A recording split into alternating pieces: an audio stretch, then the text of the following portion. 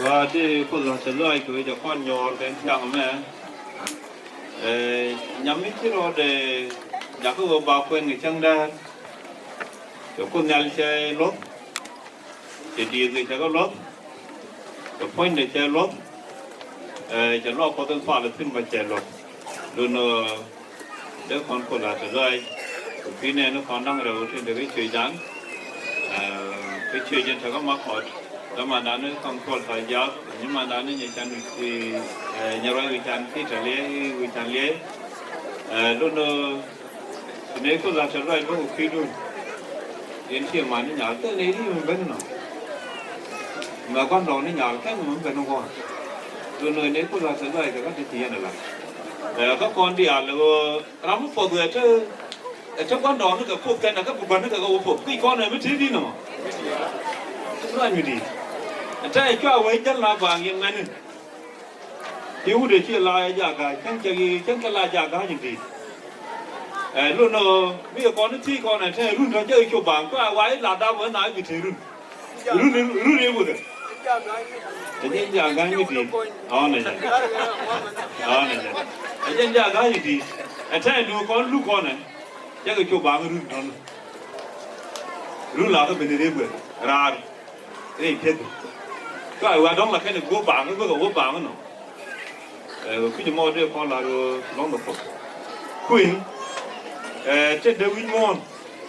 ข้างนอกอ่ะคุยในเกณฑ์ต่อดมว่าคุยในเกณฑ์โลโนกันนั่งหน้าแต่ละก้อนนะแต่แบบอะไรได้อุทิศมิจิก็กวายที่กูต้องเพื่อจะวินมอนดักแต่วินมอนนั่นเทียดดักอ่ะตัวอย่างคุยเจ็ดเวีย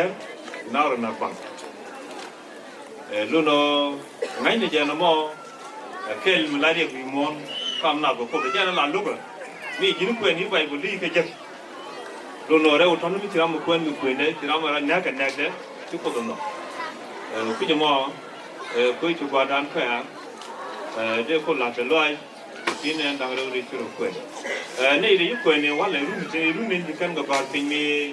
lên cái nó quên lúc được cổ cái lúc được cổ nửa nó miếng đào nào quên gửi thì thoát nào quên được cái gì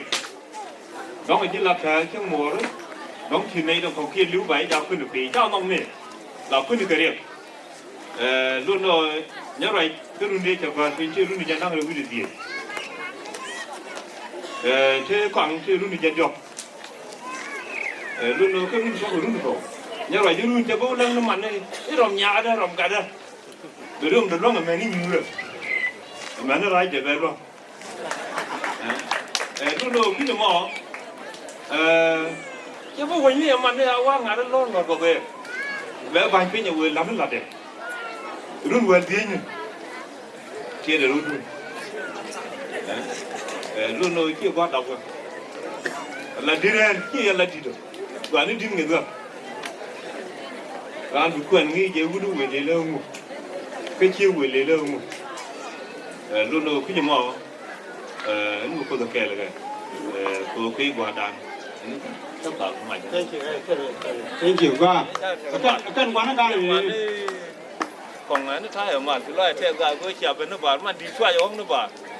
ốc bảo đi ăn cái thôi gì đó là mình sẽ làm cái lớp về bên rồi lan luôn rồi sẽ loại như thế cái này là kiểu cột bò đó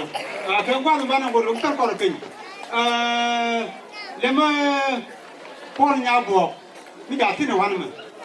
bây giờ bây giờ mình kết bây giờ làm, mình lấy quay làm đi đi học kia quay làm đi, bây giờ làm qua mà,